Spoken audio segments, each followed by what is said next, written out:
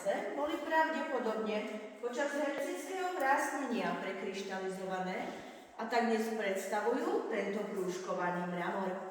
Tento mramor bol čiastočne premenený hydrotermálnymi zhrudňovacími procesmi na ankerit, ktorý môžete vidieť za mňou.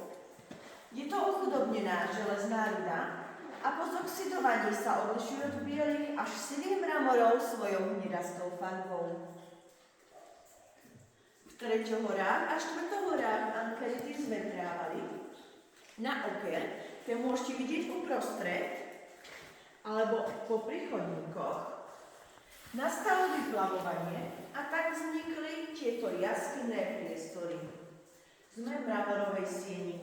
Jej steny sú podobne ako v ostatných častiach jaskyne, tvorené farebným mramorom krúžkovaného vzhľadu. V tejto sieni môžeme pozorovať 3 druhy sfarbenia mramoru. Priamo oproti mne môžeme vidieť mramor biely. Nazývame ho aj mramor mliečný alebo čistý, pretože nemá žiadne minerálové prímesy. Vedľa neho je to mramor hnedý s prímesou ankeritu, ochudobnenej železnej rudy. A po mojej pravej strane, ako čiastočný ľaden, je to mramor sivý s prímesou granitu.